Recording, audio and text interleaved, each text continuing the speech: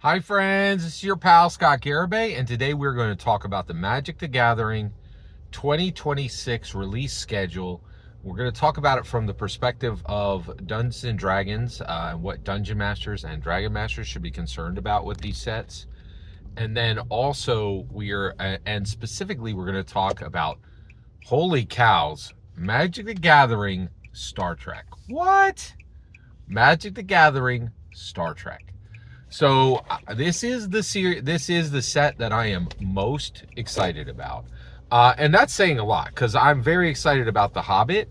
I love the Lord of the Rings Magic the Gathering set. I would say that the Lord of the Rings Magic the Gathering set is my favorite Magic the Gathering set, and that's hard for me to pick because I really like Magic the Gathering.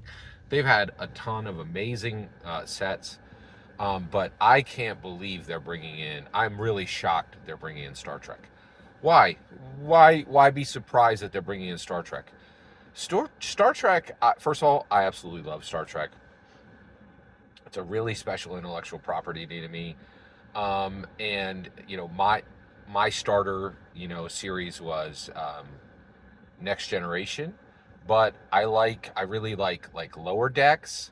I've really been digging Strange New Worlds. I like Star Trek overall. I've watched TOS, the original series. I like it, and I'm a huge fan of Star Trek.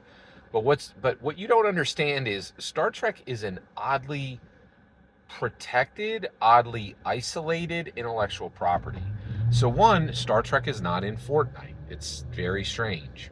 The other thing is Star Trek is not in Lego, and that those two are like Rosetta Stones for what actually gets into Magic the Gathering, and everything that gets connected to Magic the Gathering is immediately in canon for D&D, in my humble opinion.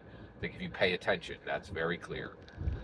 Even Universes Beyond, I don't think are really disconnected. Although Universes Beyond is generally being phased away. I think they said there's going to be one Universes Beyond next year, and you're kind of like, why are you bothering? Like, what is the point, right? And when they do Universes Beyond, like they listed it as a main release. It's going to get a pre-release. If it's getting a pre-release, how is it Beyond? Like it's strange. But but Star Trek is weirdly isolated and has not been. If you want to hear something wild, Star Trek has actually already been connected to Dungeons and Dragons, but through a very strange thread. So Dungeons and Dragons connected to Lego in 2024. A lot of people don't know this, but Lego has a few very strange, a few very powerless competitors. Bricks, like Brix, and they had one called Creo. They had a competitor called Creo. I don't even think they're in business anymore. And Creo made Dungeons and Dragons sets, and get this, they made um, Star Trek sets, and they made Cityville sets, which is like, so it was all within one multiverse, which is really wild. But it kind of didn't count because it was massively unsuccessful. No, literally nobody cared. Most people don't even know that those Creo sets even exist. And the only reason I know it is because I'm a super fan of D&D canon and how it organically grows into intellectual properties that people just don't understand or don't know or aren't aware of. It's really wild. So absolutely fascinating. I am extremely excited about this Star Trek set. I will say I'm a little worried because, this thing's going to be. I think, by the way, if you're not aware, the Final Fantasy was the absolute most. Final Fantasy was uh, the largest set ever produced for Magic the Gathering.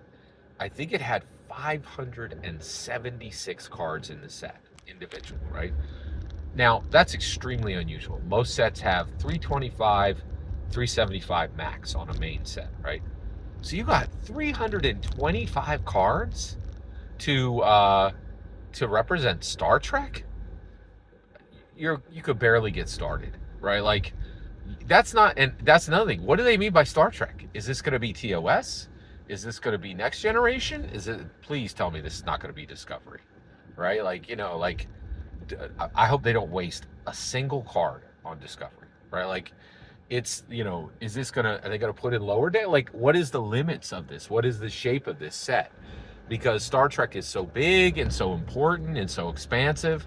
It's literally, I think it started in like 67, which means it's like, I think it's like 60 years old, right? Coming up on 60 years old, right? So, I'm a little worried at how, and then the other thing is, like, with 325 cards, that's like, I need characters, I need equipment, I need spaceships, I need, like, I need planet cards. Like, there's not enough. There is not enough, right? Like, and so I'm like, okay, already we're gonna need a sequel set to this, but that's good. These are good problems to have. I am extremely excited about this, and of course, this is, now the thing that I find incredibly interesting is, like, Modifius has a license with, to create Star Trek Adventures as a TTRPG, but Paramount's making a deal to bring it into Magic the Gathering, which is canon to D&D, and this is not a Universe Beyond set. It's not. Like, they have that title. There's going to be one Universe Beyond next year. This isn't one of them, right? This is coming into actual canon, in my humble opinion. This is amazing. I'm so fascinated by this. Every single word you just heard in this video is my humble opinion. Nothing more, nothing less. The important part is when I get to hear your humble opinion, when you get in the comments and send your traffic. Please consider subscribing and have a fetch millennium.